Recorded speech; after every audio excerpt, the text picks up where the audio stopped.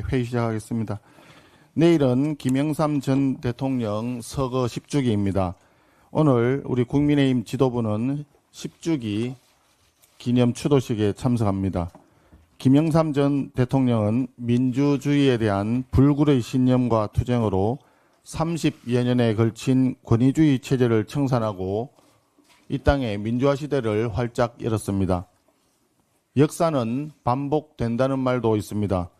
지금 우리는 독재와 불의에 맞섰던 신념과 용기가 필요한 시대를 다시 맞이하고 있습니다.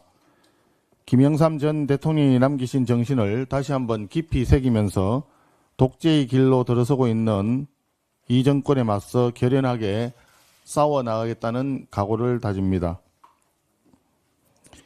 대장동 항소 포기의 주역인 박철우 중앙지검장으로의 승진, 항소 포기를 요구한 검사장 18명 전원 고발, 이재명 정권식 신상필벌의 본질이 무엇인가를 극명하게 보여줍니다. 정권의 입맛에 맞춰 일하면 승진, 정권의 입맛에 맞지 않으면 고발. 결국 공직자들에 대한 줄 세우기밖에 되지 않습니다. 그런 가운데 어제 행안부가 소위 헌법 파괴 내란몰이 TF 1호 가동을 선언했습니다. 본격적인 이재명 정권 공무원 줄세우기입니다. 1980년 9월 전두환 신군부의 공직 정화 작업, 2017년 7월 문재인 정권의 적폐청산 TF를 능가하는 야만적인 정권의 공무원 줄세우기입니다. 이에 국민의힘은 정권 교체기마다 반복되며 공직사회 실무자들을 위축시키는 공무원 줄세우기 악습을 끊어내기 위해 공무원 성실행정 면책법 입법을 추진하겠습니다. 이 법은 공무원 줄세우기 방지법이면서 고 김문기 처장과 같은 실무자의 억울함을 방지하는 김문기법이 될 것입니다. 마지막으로 전국의 공직자들께 호소합니다. 에이펙 성공 개최, UAE 바라카 원전 수출, 론스타 성소에서 보듯이 대다수의 대한민국 공직자들은 정권과 진영을 떠나 국가와 국민을 위해 헌신 봉사해 왔습니다. 권력의 추가 왔다 갔다 하더라도 공무원 여러분들은 흔들림 없이 양심과 원칙에 따라서 소신껏 일해주기 바랍니다. 공무원 여러분의 양심이 나라와 국민을 지킵니다. 최근 심각한 위기 경고음이 대한민국 경제 전반을 뒤덮고 있습니다. 바로 고환율의 뉴노멀화입니다. 어제는 한때 1470원대까지 원달러 환율이 터치했습니다. 고환율은 필수 수입 비용 상승, 특히 겨울철 난방비와 전기요금 등 에너지 비용 급등을 초래하고 이에 따라 위축된 내수를 더욱 압박하여 결국 금리 상승 압력을 키우는 원인이 됩니다. 그런 상황에서 내년도 예산안은 총지출 규모나 국채 발행액 모두 역대 최대 규모의 전례 없는 확대 재정입니다. 이는 통화량 증가와 물가 상승을 유발하고 결국 금리 상승 압력을 더 높일 수밖에 없습니다. 그렇기 때문에 어렵게 조달한 국민의 혈세는 반드시 민생 안정과 미래 성장 동력을 키우는 데 집중되어야 합니다. 민노총 전세보전금 55억 원 등 정치적 동업자를 위한 귀족 노조 챙기기와 정치적 거래에 몰두하지 말고 첨단 기술 투자와 미래 전략에 집중해야 합니다. 이재명 정권의 특수활동비 예산도 내로남불입니다. 특활비가 없어도 국정이 잘 굴러간다면서 전액 삭감할 때는 언제이고 정권을 잡자마자 특활비를 전액을 부활하는 그야말로 국민을 우습게 보는 기만적 태도였습니다. 지금 대한민국에 필요한 것은 대선 보온용 예산이 아닙니다. 경제를 새롭게 성장시키고 민생을 살릴 예산이 필요합니다. 국민의힘은 국민의 혈세를 지키고 위기에 처한 경제를 지키는 마지막 방파제라는 각오로 철저하게 내년 예산을 검증하고 심사하겠습니다. 이상입니다.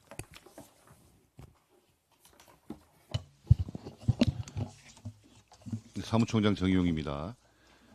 거산 김영삼 대통령 서거 10주기입니다. 민주화 투쟁의 상징이며 민주주의의 발전과 개혁을 위해 일생을 헌신하신 김영삼 대통령의 영원한 안식을 기원합니다.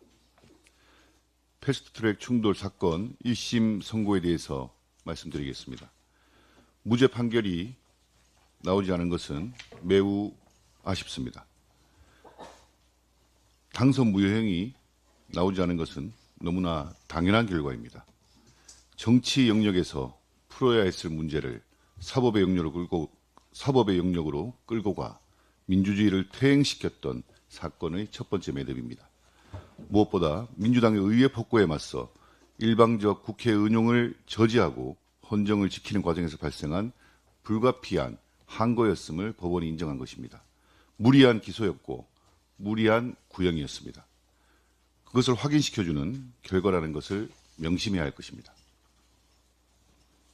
우리 국민의힘은 22일 토요일부터 민생회복, 법치수호 국민대회를 시작합니다. 대장동 항소 포기 논란은 이미 전 국민적 의혹으로 증폭되었고 민주당과 이재명 정권은 정치적 목적으로 사법체계를 뒤흔들며 법치주의와 민주주의를 파괴하고 있습니다. 이에 우리 국민의힘은 이번 주 토요일 부산과 울산, 23일 경남, 25일 경북, 26일 충남, 28일 대구, 29일 대전 충북, 30일 강원, 12월 1일 인천, 12월 2일 경기에서 이재명 정권을 향한 민생 레드카드라는 주제로 전국을 순회하며 12월 2일까지 11개 지역에서 국민대회를 이어갈 예정입니다. 장동혁 당대표가 직접 지역의 삶의 현장에서 이재명 정부의 실정과 현 시국 상황을 국민 여러분들과 당원 여러분들께 소상히 알리고 대장동 항소 포기 외압 국정조사 실시와 이재명 대통령의 재판 즉시 재개를 국민과 함께 요구할 것입니다. 동시에 민생 파탄에 분노한 민심의 목소리를 민주당과 이재명 정부가 똑똑히 들을 수 있도록 국민과 함께 외칠 것입니다. 또한 민생 파괴 정권을 향한 레드 스피커, 온에어, 래핑버스를 타고 더 많은 국민들께 알리겠습니다. 또한 장동혁 대표는 민심을 직접 듣는 민생 행보를 이어갈 예정입니다. 국민의힘은 항상 국민 가까이에서 신뢰를 되찾고 민생을 지키며 무너진 법치를 바로 세우는 일에 앞장서겠습니다.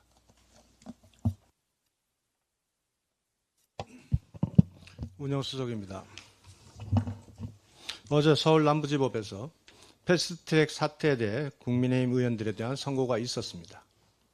국회 안에서 벌어진 절차 운영에 관한 정당 간 충돌을 민주당이 고발하여 형사적으로 처벌받도록 함으로써 향후 의회 민주주의 작동에 심각한 부담을 남긴 사례라고 하겠습니다. 패스트트랙 사태의 출발점은 분명합니다. 당시 민주당은 합의 없는 선거제도 개편과 공수처법을 밀어붙이면서 오랜 시간 국회를 지탱해온 대화, 타협, 협치의 정신을 스스로 파괴했습니다. 야당의 항의는 공당으로서 마땅히 제기했어야 할 의무이자 책임이었습니다. 선거법은 여야 합의를 원칙으로 다뤄온 민감한 영역임에도 민주당은 법안을 직접 발의한 의원들조차 제대로 설명하지 못하고 위성정당이 난무하게 만든 연동형 비례대표제를 다른 야당과의 야합으로 졸속으로 통과시켰습니다. 그 결과 총선마다 위성정당이 줄줄이 탄생하며 정당 체계가 혼란에 빠졌고 유권자의 선택이 왜곡되는 부작용이 반복됐습니다. 공수처는 민주당조차 처장을 무능하다고 물러나라고 할 정도로 유명무실해졌고 예산 낭비만 하고 있습니다. 패스트트랙 사태는 거대 여당의 폭주가 낳은 정치적 파열의 산물인 것입니다. 국회 선진화법의 목적은 동물국회가 아닌 대화와 조정의 의회 정치를 회복시키고자 했던 선배 의원들의 고뇌의 산물입니다. 그러나 오늘날까지 민주당은 의석수를 앞세워 국회 법사위원장까지 독점하고 사법체계의 근간을 흔드는 각종 입법을 일방적으로 추진하며 안건 조정을 형해화하는 등 국회 선진화법 정신을 무력화시키고 있습니다.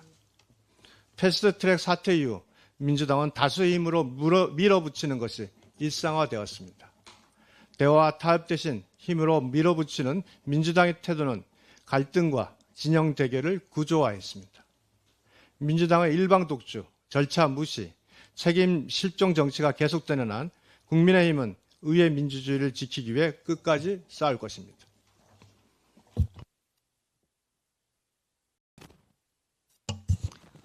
네, 정책수석입니다. 26년도 예산안을 보니까 이재명 정부의 메시지가 선명합니다. 4년 연속 국가재정을 GDP 대비 4% 이상 적자로 가겠다고 선언을 했습니다. 대한민국 건국 이래 최초 재정관리 포기 선언입니다. 해마다 100조 원 넘는 빚을 만들겠다는 겁니다. 나이로 보면 여기 앉아있는 우리들보다 우리 아들, 딸들이 한 명당 수억 원씩 갚아야 하는 돈입니다. 그 많은 돈을 어디에 쓸까요? 소상공인 폐업이 속출하는데 세금 징수하겠다고 125억 원 예산을 책정했습니다. 집 없는 청년들, 주택구입, 전세대출금 3조 7천억 원이나 줄인 이 정부는 민주노총 전셋값 지원하는 데에는 55억 원 투척하겠다고 합니다. 묻지마 펀드 좋아하는 이 정부 150조 국민성장펀드를 추진하지만 국가가 보존해서 겨우 수익률 0.75%에 그쳤던 문재인 정부의 뉴딜 펀드 악몽 재판입니다. 수익률이 저조하면 결국 국민들이 노후에 버티는 국민연금까지 손댈 가능성이 있습니다. 선거 보온하느라고 나라 곳간 손대는 거 아닙니까? 한 대박 씨를 자기 편 농사 짓는 데 뿌려서 또 앞으로 선거 때 한가마 수확하려는 거겠죠. 소비 쿠폰 뿌려서 오른 물가는 그 또 민생 파탄 책임은 기업에게 물어서 법인세 8조 원 더 걷겠다고 합니다. 90년대 짜장면 2,000원 할 때 만든 상속 증여세 기준으로 아직까지 국민들에게 혈세 받아내려고 하고 있죠. 국민의힘은 26년도 예산 가짜를 덜어내고 진짜를 넣겠습니다. 청년들의 내 집 마련을 위한 정책 대출은 제대로 늘리고 아이들의 보육과 교육비 국가가 책임 있게 챙기며 일회성 쿠폰이 아닌 지속 가능한 일자리로 국민 누구나 자신의 삶을 설계할 수 있도록 교섭하겠습니다. 내 삶의 진짜 미래를 그릴 권리는 이제 국민에게 다시 돌려드려야 합니다. 이상입니다.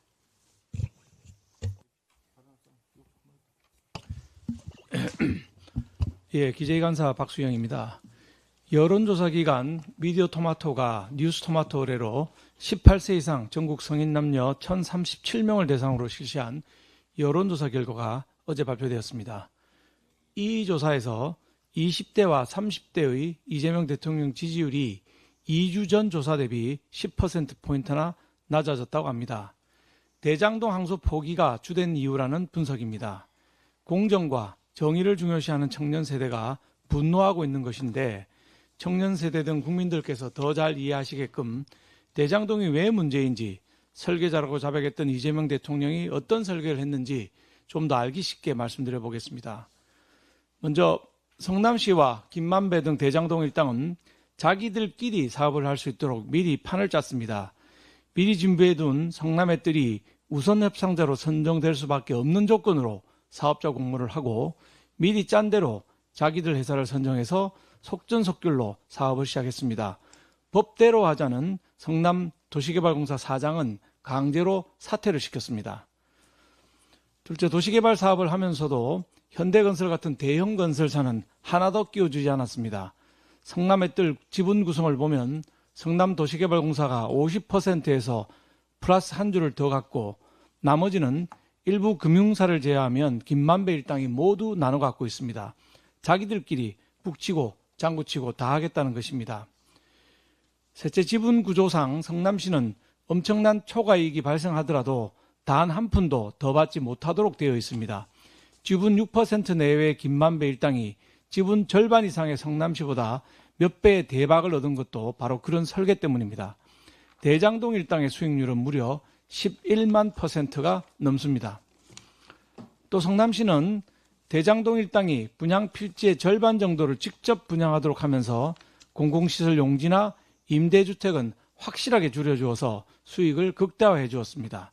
주민은 손해를 봐도 대장동 일당은 대박 횡재할 수 있도록 눈 감아준 명백한 배임인 것입니다. 이런데도 이재명 정권은 2심 재판을 포기시켜서 검찰과 대장동 사건을 뭉갰습니다. 이유는 단 하나, 판결문에서 400번 넘게 이름이 나오는 이재명 대통령을 지키기 위해서입니다. 검찰 항소 포기도 법무부가 아닌 그 위에서 설계했을 가능성이 높습니다. 항소를 포기시킨 자가 범인입니다. 국민의힘은 국정조사와 특검 등 수단 방법 가리지 않고 조국 사태보다 더 훨씬 공정한, 훨씬 심한 불공정 사건, 당군 일의 최대 게이트 대장동 사건을 끝까지 파고들어서 국민들께 7,400억 원을 돌려드리고 무너진 정의를 바로 세우도록 하겠습니다. 저수지는 어디인지, 얼마나 저장되어 있는지, 주범은 얼마나 먹었는지 철저하게 규명해서 2030 청년 세대와 모든 국민이 바라는 공정과 정의의 심판이 내려질 수 있도록 하겠습니다. 이상입니다. 예, 국민의힘 예산결산특별위원회 소위원 조정훈입니다. 지난 일주일 동안 지금 2026년 이재명 정부가 제안한 예산을 꼼꼼하게 심사하는 중입니다. 이렇게 심사하면서 깨달은 내년도 이재명표 예산의 3대 키워드는 바로 전시성 인공지능, 관치펀드, 그리고 선고용 현금 살포인 것 같습니다. 먼저 전시성 인공지능 예산입니다. AI 시대를 여는 것 누가 말리겠습니까? 10조 원 필요하면 편성할 수 있다고 생각합니다. 하지만 하나씩 뜯어보면 알맹이가 없는 껍데기뿐입니다. 여기 이 표는 우리 2026년 AI 예산 모든 것을 모은 표입니다.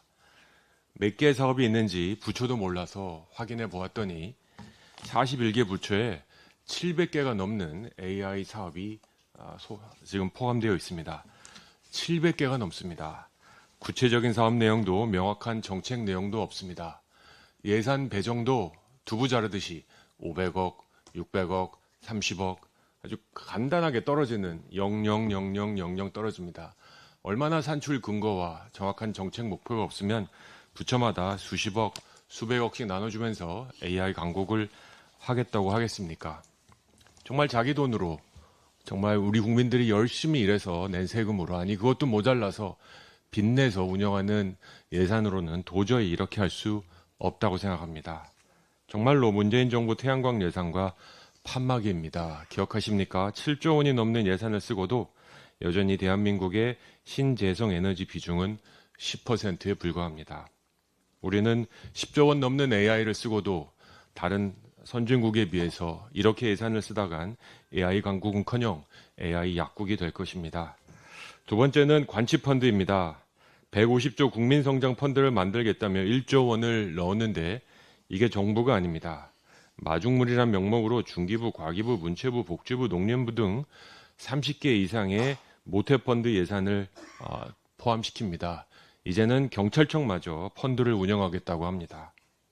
정말 경찰이 펀드를 운영하고 조달청이 펀드를 운영하는 이 펀드 공화국, 도대체 왜 이렇게 펀드를 좋아하는지 이해할 수가 없습니다.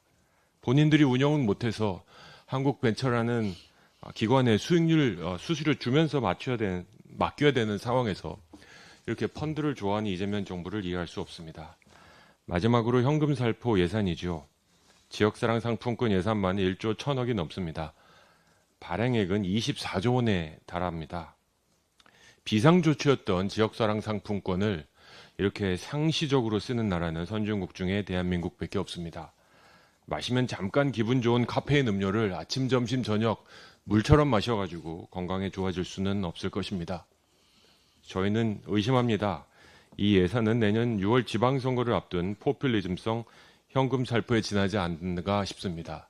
아니 이것도 모자라서 어쩌면 내년 4월, 5월 또 추경을 통해서 더 많은 돈을 살포할 수도 있다고 생각합니다.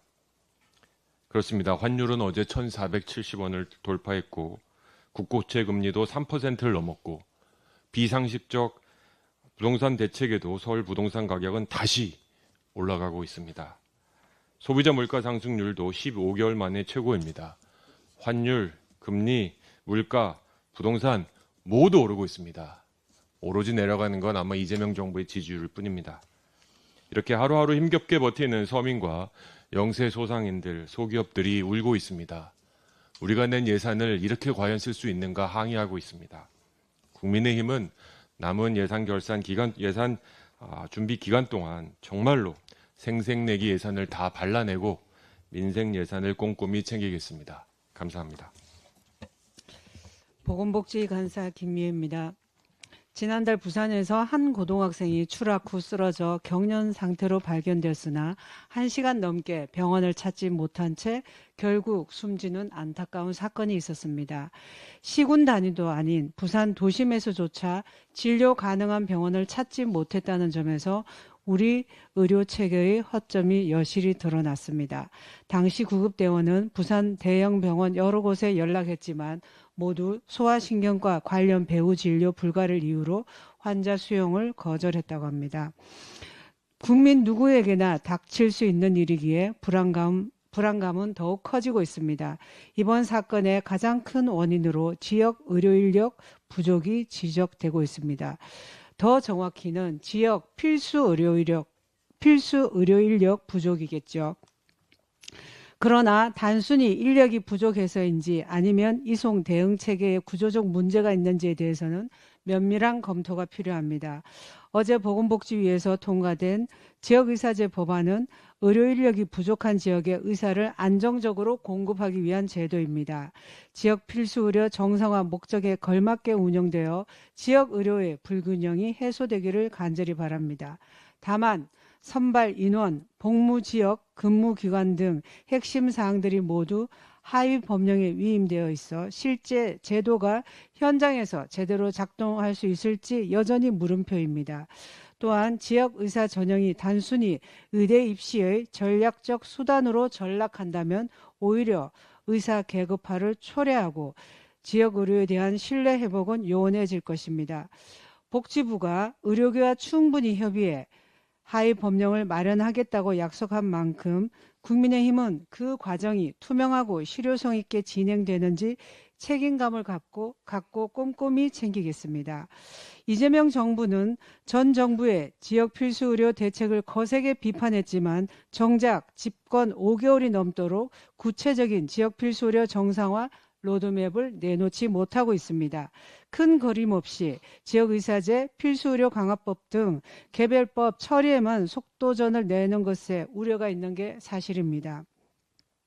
준비 없는 속도전은 또 다른 비극을 막지 못합니다. 지역의사제가 도입된다고 해도 그것만으로 지역 필수의료가 바로 살아나는 것은 아닙니다. 합리적인 보상체계, 사법 리스크 완화, 유기적인 대응 시스템, 의료 인력의 책임감 등 복합적이고 종합적인 제도 기반 위에서만 정상화될 수 있습니다. 보여주기식 성과로는 사람을 살릴 수도 없고 세금 낭비일 뿐입니다. 현장 중심의 체계적이고 구체적인 실행 방안만이 사람을 살리고 지역 의료를 바로 세울 수 있습니다. 사람을 살리는 일에 여야가 있을 수 없습니다. 국민의힘은 적극 협조할 준비가 되어 있습니다.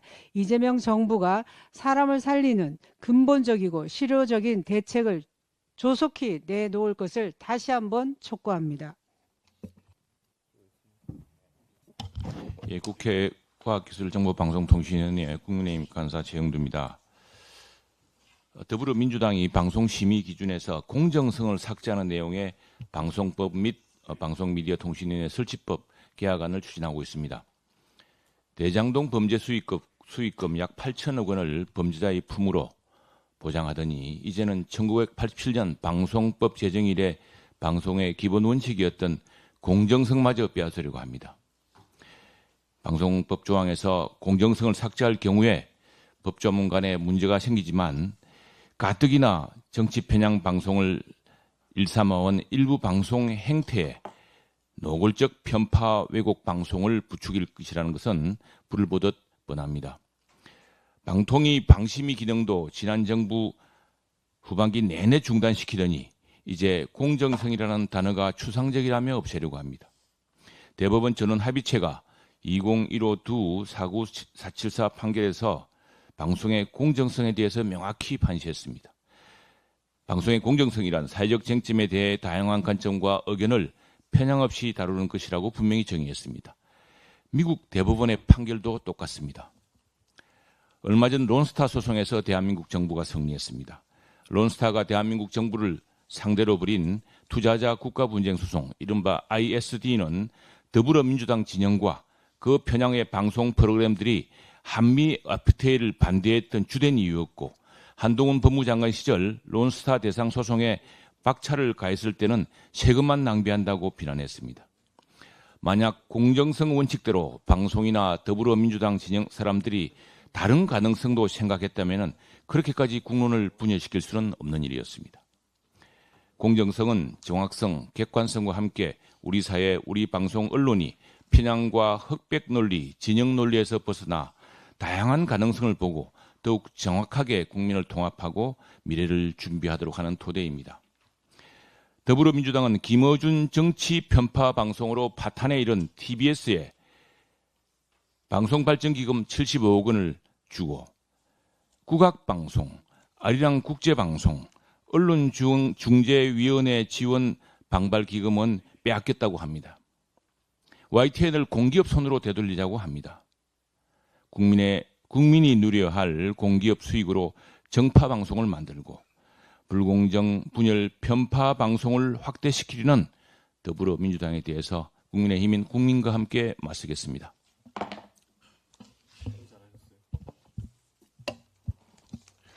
예, 외통위 간사 김건희입니다.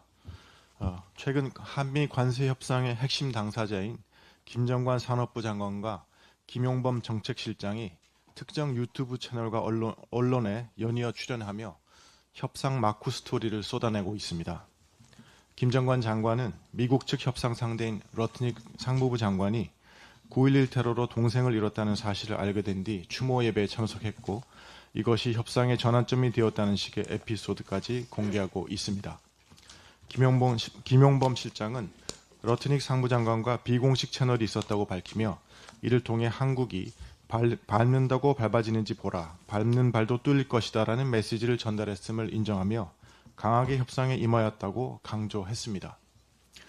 이런 에피소드를 말하는 것은 협상 상대방을 감정에 휘둘리거나 거친 압박에 물러서는 인물로 묘사하는 것으로 후속 협상을 이어가야 할 협상가로서 금기시하는 사항입니다. 그래서 외교 협상의 뒷이야기는 현직을 떠나 오랜 세월이 지난 후에 회고록에 담는 이유입니다. 그럼에도 불구하고 국익을 해칠 수도 있는 이런 언론 캠페인을 벌이는 이유는 무엇일까요? 그것은 협상 결과의 디테일과 실상에 관한 국민의 관심과 눈길을 다른 곳으로 돌리려는 노력으로 보입니다. 이번 경우에는 국회 동의 필요성이 국민적 관심사로 떠오르는 것을 방지하려는 의도가 있는 것으로 생각됩니다. 지금 정부가 할 일은 친여 성향 매체를 이용해 국민들에게 협상 무용담을 퍼뜨리는 것이 아닙니다. 협상 결과에 따라 앞으로 큰 부담을 떠안게 될 우리 국민, 그 국민을 대표하는 국회에 와서 협상의 세부 내용을 투명하게 공개하고 헌법 절차에 따른 동의를 정식으로 구하는 것이 먼저입니다. 정부는 국정을 책임지는 주체로서 마땅한 태도와 책임감을 보여주시기 바랍니다.